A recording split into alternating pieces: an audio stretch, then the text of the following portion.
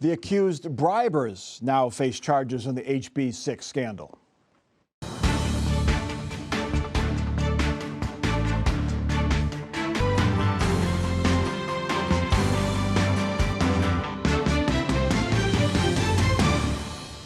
Welcome to Columbus on the Record. More than 3.5 years after former House Speaker Larry Householder and others were indicted for accepting bribes, the people accused of issuing those bribes now face criminal charges. It's the state of Ohio that has charged former FirstEnergy executives Chuck Jones and Mike Dowling with bribing former Public Utilities Commission Chairman Sam Randazzo. Randazzo now faces state and federal charges. Governor Mike DeWine appointed Randazzo as PUCO chair shortly after prosecutors say FirstEnergy paid him a $4.3 million bribe. DeWine says he knew nothing of the payment, but says now he regrets appointing Randazzo. Randazzo says that money was not a bribe, but payment for consulting services, and all three men deny the charges. Karen Kasler, we've been waiting. If the bribees are in federal prison, why aren't the bribers being charged? Well, now that's happened. It's happened at the state level, but there are still no federal charges against either of the two former FirstEnergy CEO, the two executives, the former CEO, Chuck Jones, and former Senior Vice President for External Affairs, Michael Dowling. But yeah, Sam Randazzo, as you said, is facing these federal charges. So there's a suggestion, I guess, here that federal charges could potentially be coming, but we don't know. Federal prosecutors have said they're continuing their investigation. But right now, the one thing we have to look forward to as journalists is that this will happen in Summit County, where there aren't the restrictions on cameras and audio recordings like they are in federal court. So we may find out a lot more information if this ever does go to trial and there isn't a plea deal by any of these gentlemen. Yeah, it was odd seeing the arraignment of these three, that it was not in a cartoon. It was actually video from the courtroom. Herb, do we expect the state case to give us any additional information that we don't already know, do you think? Well, we all knew that the investigations at the federal level were going on. And we all asked the question, how come Randazzo has not yet been indicted by the feds? So I assume here that there's more to be uncovered at both levels. And what I found fascinating here is that the Attorney General's rationale is they violated state law. It's my job. I'm going to, in fact, prosecute them. But a lot of people have weighed in already and said, yeah, but there's another agenda that Dave Yost has, and that is he'll be running for governor. And some of the people he might be running against might at least tangentially or more directly be involved in this. So he now is going to demonstrate that he's on the good side of the issue and he's aggressively challenging them. Now, what I don't know is what happens if the feds indict the same people. I assume the federal thing will take precedence over the state. Yeah, I think there was some thought, Mike, that the state was waiting. The PUCO is also investigating. They've kind of deferred to the feds to say, okay, finish up your investigation. Yeah. But it has taken a long time. As Herb mentioned, it took for a long time to indict Randazzo, and they still have not charged the two executives, if they ever charged them. Yeah, wheels of justice grind slowly, apparently, at the federal level. But, you know, kudos to Dave Yost and the 27 felony count indictment that he brought down on these three bad guys, my words, that I'll use, not Dave's. But, you know, look, he's going to get criticized whether he does his job or doesn't. If he didn't do anything, they would say, well, why didn't you do anything? You're the Attorney General. He went out and said, look, I'm going to do my job, and praise him for doing it. I think he said he's going after the check writers and the masterminds. And after he's done taking these bad guys down, let's go after all these C4s that were funneling, according to the Columbus Dispatch article, millions of dollars. And for these guys that were running these C4s that said, well, I didn't know, come on, you know, that's ridiculous. Well, let's get to the bottom of this, because if we don't, Mike, it's going to happen again. Let's get everybody. Karen, speaking of didn't know, Mike DeWine says he didn't know. He knew who Randazzo was. He picked Randazzo because of his knowledge and expertise in the utility regulation. But while he knew he was connected to FirstEnergy, he claims he didn't know about the payment. But apparently his chief of staff at the time did, according to the indictment and reports and testimony. And he has said that if he knew that information, that there was a $4.3 million payment that was made to Sam Randazzo before he appointed him as PUCO chair, he would not have appointed him to that position. Now, $4.3 million, as Randazzo said, was the final payment of a consulting agreement. And if he did share that information, that's pretty amazing. $4.3 million for a consulting agreement. That's a lot of money. But DeWine says, and he has said throughout this process, that he did not know that there was this payment, and no one knew it was a bribe. It's frustrating that that people on DeWine's staff presumably did not inform him of this. Correct. And I think maybe that will be subsequent questions and investigations. Who knew what, when, and what did they share with the governor? The other thing about What came out in the indictment is that an aide to DeWine told the First Energy folks how to handle the governor. In that handwritten note that Dowling gave to Jones, it says, don't mention the $4.3 million, don't mention the meeting with Randazzo, and don't put anything in writing. Don't put anything in writing, but yet there were photos of these notes in writing, which I thought was interesting. And if the governor acts surprised, if the governor seems to know what they were trying to handle the governor, according to this note anyway. What did the governor know and when did he know it? Yeah. So, one of the challenges for the feds is in recent years, the U.S. Supreme Court has made a number of decisions that make it more difficult to prosecute people for bribery. And so the feds spend a lot of time trying to find the right laws under which they in fact can move the case forward and get the evidence they need. Because effectively what's happened in our country right now is that a lot of corrupt behavior has been decriminalized. Mike, this shows that this is the cross-pollination, the going back and forth, the connections between First Energy and the State House and the executive branch were pretty tight, with people, lobbyists, knowing each other, being married to each other, things like that. Yeah, it doesn't look good, and the facts is laid out in the federal case against Mr. Householder and Mr. Borges, as it laid out. You know, all I know is what we read in the paper, but it doesn't look good, and that's why I said moments ago, if we're going to just go after the big fish, the householders of the world, the CEOs, then it's going to happen again. You got to get down to the lobbyists and the lawyers and take care of business, and it won't happen again. But until such time, business as usual at Cap Square. And some Democrats will say one of the ways to prevent this from happening again is to change some state laws, but there doesn't seem, and even some Republicans have supported that as well, but it doesn't seem that there's a lot of traction toward changing any of those laws. But I would add that there is a statute of limitations issue that Yost mentioned, and part of the reason why he continued this investigation. So there could run up against a statute of limitations problem. And also, we still don't know, I guess, whether it was illegal to not tell the governor these things. Is that illegal or not? I'm not a lawyer. I have no idea. Yeah, because I think the statute of limitation is coming up this summer on the federal level. So if they're going to charge the executives, it should happen. Or anybody else, I can imagine. Yeah. All right. Even though voters in Ohio enshrined abortion rights into the Constitution last fall, the issue promises to loom large in this year's election. All three Republican candidates for U.S. Senate oppose abortion rights.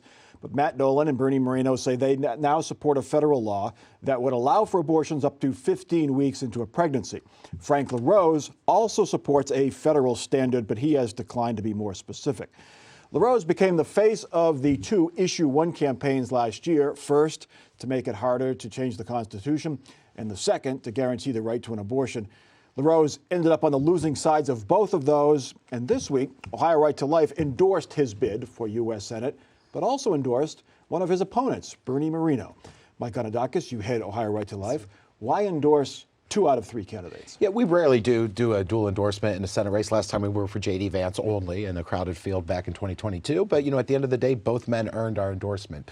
Frank LaRose has stood side by side with Ohio Right to Life for a better part of 15 years in the legislature and as a statewide office holder. Bernie Moreno, over the past several years, has stood with us, has worked with us, worked with me over the summer on the August issue 1, November issue 1. Both of them made a compelling case to our board of trustees, met with us, and both earned the endorsement. We think either one, we can't endorse Mr. Dolan, of course, but he doesn't qualify, I should say, for our endorsement. But either Frank or Bernie should earn the respect and trust of the pro-life voters of Ohio. Did you owe some loyalty to Frank LaRose? Because he did take a lot of heat over the summer for both the Issue 1 in August and then leading the charge against Issue 1 in November. No, it wasn't anything of loyalty. It was based on his body of work, the tough votes he took in the legislature. Look, don't forget, in 2014, he voted against me to be on the state medical board. And yet, you know, here we are today, still friends, as we should be. We're not shallow. But at the end of the day, if you look at the bills he's introduced, sponsored, co-sponsored, the stances he's taken with us, he's been a loyal friend to Ohio Right to Life. How big of an issue will abortion be in this U.S. Senate race, given that Ohio voters have already decided it, and the 2 of the 3 leading candidates at least have kind of softened their hard pro-life stance? If you noticed, as the leading candidate, well, all the candidates, they're not using the word ban. So there's been an issue in Washington that was talked about. We will now pass legislation at the national level that will ban abortion after 15 weeks. They're talking about 15 weeks, but they don't call that a ban. It's not really a ban because most abortions happen before that 15th Well, week. but the point is, if they called it a ban, you've just handed an issue to Sherrod Brown that my opponents are trying to overturn the will of the voters.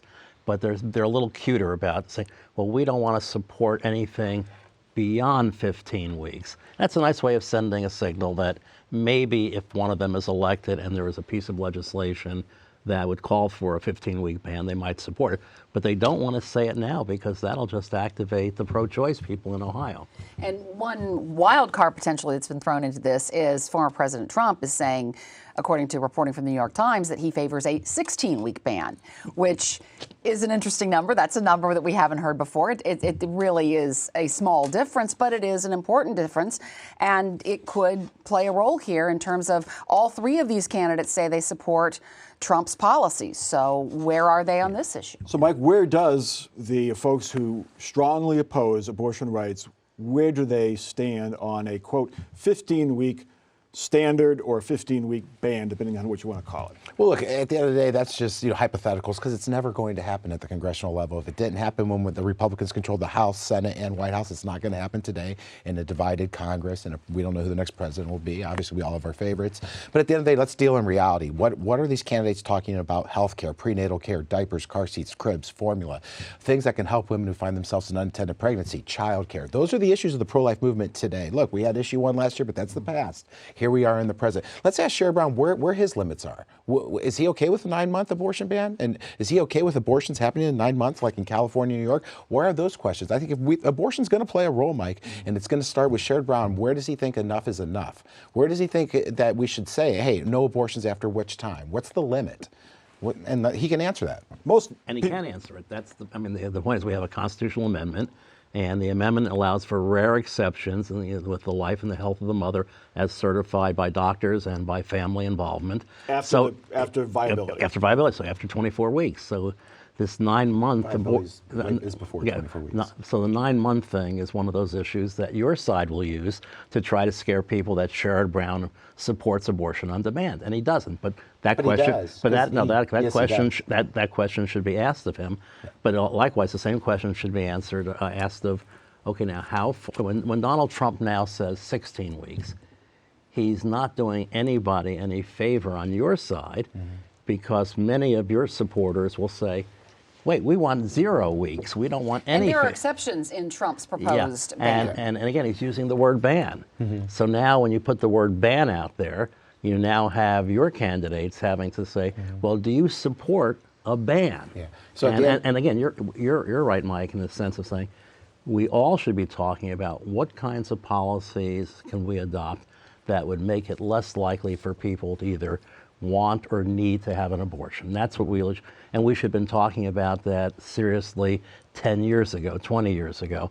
And we probably should have been talking 10 or 20 years ago about maybe a 15-week, but we didn't do that. We went down a different path. And now if we can sort of move back to a path where we really do focus on how do we provide opportunities for... Well, your side, Mike, could it live with this 15-week standard? There's no restrictions or very few restrictions on abortions up to 15 weeks of a pregnancy. And then after 15 weeks, it's only for the health and life of the mother or rape or incest. No, Mike, because you just said moments ago, 98% of all abortions happen before 15 weeks. And we're not going to settle on some arbitrary number, 15, 16, 18. Pick the week. Why? What's the, some pollster says. It should be outlawed from the get-go. As the Dobbs decision. I'm sorry, Mike, for interrupting. I apologize. The Dobbs decision decided that it's up to the states. So each state can make their own decision. Is there a federal floor we should have? Yeah, we should have a federal floor so we don't have 9-month abortions in California and New York. Well, let's debate that. But it's not going to happen, Mike. We know there's not going to be a bill in Congress. We can't protect the southern border. We're not going to get any agreement on the issue of abortion. A lot of people said the Supreme Court would not overturn Roe versus Wade. Until President Trump came and gave us 3 great justices. But they also said it wouldn't happen. He did happen. his job. So anyway, let's get on with our next topic. West Virginia Senator Joe Manchin brought his listening tour to Ohio this week. The Democrat, who is not running for re-election to the U.S. Senate, says he is trying to figure out if there is support for a third party to counter what he calls Democrats and Republicans weaponizing of American politics. He spoke to the Cleveland City Club in the morning and then a lunchtime speech or interview at the Columbus Metropolitan Club, where when questioned by Karen Kassler, he insisted that he was not running for president. My purpose of coming around and being here is not to propose or propel me running for any office. I said I'm not running for re-election for the U.S. Senate, and I'm not out here running on any party for any other office.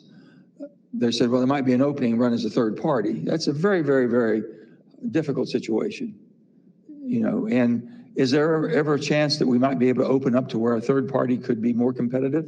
We need to examine that, because the more competition, the better participation you get, and you bring more people into the process. Perhaps because he didn't like what he heard in Columbus, Joe Manchin on Friday said, I'm not going to run as a third-party candidate for president. Herb Asher, what is he running for, do you think? To remain relevant and perhaps to have some future impact on the direction of American politics. I thought Karen did a superb job in interviewing him, and I don't think we can accuse her of scaring him out of the race, because I don't think he's too wise to. He would have known that was a fool's errand to really do that. But the points he makes are very, very valid. And what was interesting is that you did get from him that he would not support Trump. He made the case against Biden very well in terms of saying, you know, Joe has moved too far to the left. And then he really raised the question, can Joe move back toward the center? And then he talked a little bit about the issue of immigration. And there he said, look, we finally are doing something right. We in the Senate, bipartisan, got it done. And then Trump said, don't vote for it. And the Republicans bailed out. Now, in the morning, Karen, he said that Biden was to blame for what's going on at the border. So he was pretty critical of Biden in the morning. He said that too at the Metropolitan Club. His criticism about Trump really focused a lot more on the comments against John McCain back in 2015, and the comments, his concerns about NATO, Trump's recent comments about not supporting NATO members against Russian aggression. But yeah, he did say he is undecided on supporting Biden, but said he would not vote for Trump. But he also gave credit to the Senate that a bipartisan majority, in fact, came up with an immigration plan, and then it was sabotaged by the Republicans and Donald Trump. So he was very frustrated about that. How do Trump supporters, Mike, how do they view Joe Manchin? Do they pay attention to what he's saying? Well, I think when he beats up his own party, they do. We rah-rah and say, hey, great job. And then when he sides with the Democrats, like that, you know, that lousy Joe Manchin. I don't think he's lousy, of course. But, you know, at the end of the day, he's been there forever and a day. And he reads the tea leaves, just like Sherrod Brown does. With Trump on the ballot this go-around, the odds of him getting reelected again for what, a fourth term? Or fourth term? Yeah, decades. Whatever it is. It's probably not going to happen. And Sherrod and others face the same situation. And look, the polls show Trump's up by 11 now in Ohio. So at the end of the day, you know, Joe Manchin did do good for our country. You know, to some extent, it's Congress. The bar's low, right? But at the end of the day, I think his time's up, and thank you for your service. Do you think I'm watching both of these presentations, and he took swipes at Biden, and there's a chance that Biden may not be the nominee. We've heard the reports about his age. There's a long time to go before July. Even Joe Manchin says a lifetime in politics before Super Tuesday. Could he be remaining relevant, as you say, to be a possible Democratic nominee should Biden drop out? No. The party is far too liberal for that. But he certainly can be a player, and he can help validate whoever the Democratic nominee might be. So in that sense, he would have a role to play. But no, he would not be the nominee. And potentially, though, when he talks about not voting for Biden or potentially a third-party candidate, that is a problem for Biden in particular. But, I mean, anytime you start talking about a third option in what is essentially a binary choice between Trump or Biden, then that potentially costs one or the other. Yeah. Well, it does cost one or the other votes. But there's also the possibility that down the road, some months from now, you know, Manchin could announce, look, I've had my reservations, but the choice is clear. It's got to be Joe Biden. And he could do that. What about a third party, really quickly, Mike? Is there any chance that could happen? It hasn't happened since the Civil War, when the Republican Party broke away from what was the Whig Party back then. Yeah, I just think a third-party candidate obviously can run. Just play spoiler. You know, Ross Perot played spoiler. Robert F. Kennedy Jr. is going to play spoiler. Ralph Nader. Ralph Nader, played spoiler. Play spoiler too. But I think that's the most that will happen from a third-party candidate. Okay. Let's get to our last topic. Some Republicans in the Ohio House continue to have a hard time just getting along. They continue to fight over who controls the House GOP campaign committee, which helps Republican candidates.